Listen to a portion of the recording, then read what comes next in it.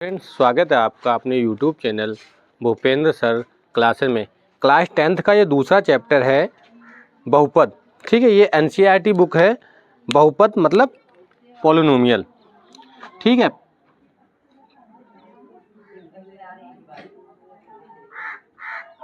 इसमें 2 अभ्यासें हैं, उसको सॉल्व करेंगे। उसके बाद अप्रैल या मई में लगभग 2 से 3 चैप्टर आपको पढ़ाए जाएंगे। इसी प्रकार से आपको चैप्टर वाइज सारे जो क्वेश्चंस आपको सॉल्व कराते रहेंगे। एनसीईआरटी के जो क्वेश्चंस हैं इंपॉर्टेंट, और इससे बाहर जो बोर्ड का पेपर आता है एनसीईआरटी से ही ज़्यादातर बनता है। ठीक है, तो इसकी जो पहले अभ्यास है, तो इसमें पहले अभ्यास पे आ जाते हैं। इसमें चित्र वाले सवाल होंगे। ठीक है, ये जैसे दिया है एक्सरसाइज 2.1, पहला सवाल दिया है। पहले का पहला सवाल क्या दिया, किसी बहुपद px के लिए y बराबर px का ग्राफ, y बराबर px के लिए y बराबर क्या दिया है, y बराबर px। ये आपको याद रखना है, y बराबर px का ग्राफ नीचे आकृति में दिया गया है। प्रत्येक स्थिति में px के शून्यकों की संख्या बतानी है। मतलब हमें क्या बताना है, px के शून्यकों की संख्या बतानी है हमें। ठीक है, तो इसमें जो चित्र बना, पहले चित्र बना लेते हैं। ये चित्र बना हुआ है इस प्रकार से। ये दिया है x, ठीक है, ये दिया है y, ये x अक्ष होता है, आपको पता है, ये x डैश होता है, ये y दिया है और ये y डैश। ये आपका मूल बिंदु, इसको O भी मान सकते हैं। इधर आपको पता है पॉजिटिव होता है, इधर भी पॉजिटिव होता है, इधर निगेटिव और यहाँ पे निगेटिव। इसमें एक लाइन ये वाली बनी हुई है इस प्रकार से। ठीक है, अब इसमें हमें बताना है कि इसका जो मान होगा, इसमें शून्यकों की संख्या कितनी होगी। ठीक है, इसमें शून्यकों की संख्या बतानी है। तो सबसे पहले आपको ये देखना है कि इसमें क्या दिया है। यहाँ पे y और px दिया है, इसका मतलब हमें x पे देखना है, x वाली लाइन पे देखना है, x अक्ष पे देखना है कि कितनी बार यहाँ पे रेखा कट कर रही है।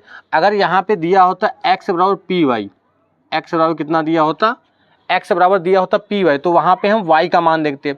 अब यहाँ पे x में कितनी बार कटा हुआ है, x में तो कहीं भी रेखा कटी, ये y अक्ष कटा हुआ है, तो यहाँ पे शून्यकों की संख्या कितनी मान लेंगे। शून्यकों की संख्या क्या हो जाएगी, शून्यकों की संख्या हो जाएगी, शून्यकों की संख्या, शून्यकों की संख्या कितनी हो जाएगी, 0, शून्य हो जाएगी शून्यकों की संख्या। यही आपका आंसर हो जाएगा। समझ में आ गया। अगर इसमें y अक्ष पे कहता तो y अक्ष पे कितना हो जाता, y अक्ष पे अगर यहाँ पे होता तो x और py के लिए कहता, और y का मान यहाँ पे कितनी बार कटा है, एक बार कटा। तो शून्यकों की संख्या मतलब इसके जो मूल होंगे या इसके जो रूट होंगे, शून्य कहो या इसको रूट कहो या इसको मूल कहो, ठीक है, ये सब एक ही चीज़ होती है। इसका मान कितना हो जाता है, 1 हो जाता।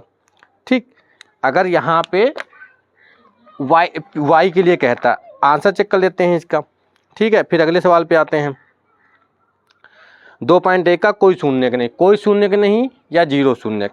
समझ में आ गया। दूसरा है, दूसरा चित्र बनाते हैं इसका, सेकंड वाला। सेकंड में ग्राफ बना हुआ है इस प्रकार से। ये x अक्ष दिया है, ये y अक्ष है, ये x डैश और ये y डैश। समझ में आ गया। और यहाँ पे O दिया है। ठीक है, ये O दिया है। और इसमें जो चित्र बना हुआ है, इसमें चित्र क्या है, इसमें चित्र ये वाला दिया है इस प्रकार से। यहाँ से कट हुई ये रेखा ऐसे करके ऐसे। ठीक है, अब यहाँ पे आपको देखना है कि इसमें शून्यकों की संख्या कितनी है। तो इसमें हमें शून्यकों की संख्या बतानी है, आराम से बता देंगे। शून्यकों की संख्या।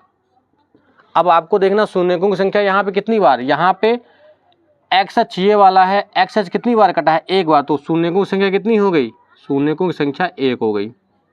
ये आपका आंसर हो गया। ठीक है, इसमें शून्यकों की संख्या कितनी हो गई, 1। अगर y पे पूछता तो y का मान कितनी बार कटा है, 1 बार कटा, तो y का मान भी हो जाता 1। तीसरा सवाल देखते हैं। तीसरा भी इसी प्रकार से बना हुआ है। ये x अक्ष, ये y अक्ष और ये x डैश और ये y डैश, और यहाँ पे दिया है O। ठीक है, और यहाँ पे हमें ग्राफ में बनाना है इस प्रकार से। यहाँ से कटा हुआ है, ठीक है, इस प्रकार से कटा है। अब यहाँ पे हमें बताना है इसमें शून्यकों की संख्या। इसमें शून्यकों की संख्या कितनी हो जाएगी, आराम से बता देंगे आप लोग। शून्यकों की संख्या इसमें कितनी हो जाएगी, शून्यकों की संख्या या मूलों की संख्या, शून्यकों की संख्या, शून्यकों की संख्या कितनी है, 1 2 3, कितनी है, 3 हो जाएगी। इसमें आंसर कितना हो जाएगा, 3। शून्यकों की संख्या कितनी है, 3, क्योंकि 3 बार यहाँ पे कटा हुआ है, 3 बार कटा है, तो शून्यकों की संख्या कितनी होगी, 3। अगर y पे पूछता, ये वाला होता x और p y के लिए कहता तो y का मान हम देखते, y का मान कितनी बार कटा है, 1 बार कटा है, तो y का मान 1 बार कटा है, तो y इसमें शून्य की संख्या कितनी हो जाती, 1 हो जाती। अगला सवाल भी इसी प्रकार से है। ठीक है, अगला सवाल क्या दिया है, अगला यहाँ पे अगर आप देखेंगे चित्र में, तो यहाँ पे अगर आप देखेंगे तो यहाँ पे देखो इस प्रकार से चित्र बना हुआ है। आगे आप लोग कर लेंगे, 1 और 2 बार कटा है। ठीक है, इसी प्रकार से आपको करना, 3 चित्र वाले सवाल आपको बता दें, 3 इसी प्रकार से आपको करने हैं। यही अभ्यास आपकी समाप्त हो जाएगी। 6 ही सवाल इसके दिए हैं। 1 और 2 बार कट हुआ है, तो यहाँ पे कितना हो जाएगा, 2 हो जाएगा। शून्य की संख्या कितनी हो जाएगी, 2 हो जाएगी।